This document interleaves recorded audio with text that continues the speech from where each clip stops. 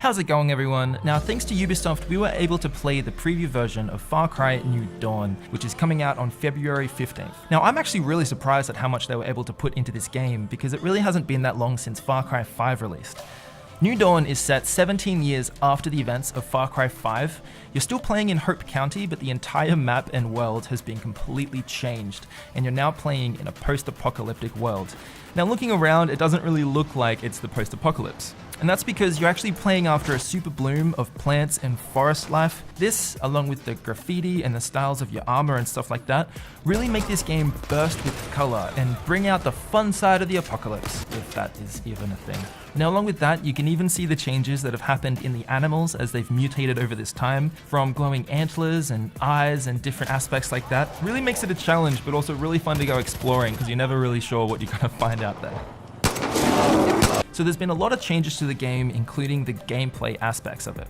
So Far Cry New Dawn sees light RPG style elements introduced into the game. For example, the difference in level of your guns are communicated by the difference in color as they go from gray, blue, purple to orange, with things more towards the orange side are a higher level. And as you can see, the enemies you're facing now also have a health bar. This helps you understand what level that enemy is, and you can also see the damage you're doing to that enemy. So if you're absolutely doing no damage at all, lets you know to kind of hightail it out of there and come back a little bit later.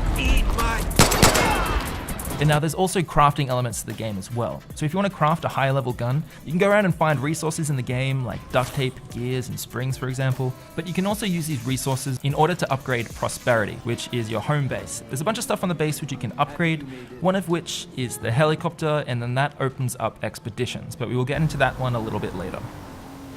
So kind of along with the same theme of these levels and tier system that they've got going on, they've really changed up the way that you're going to take over an outpost. You're able to go in there, clear it, and take the resources.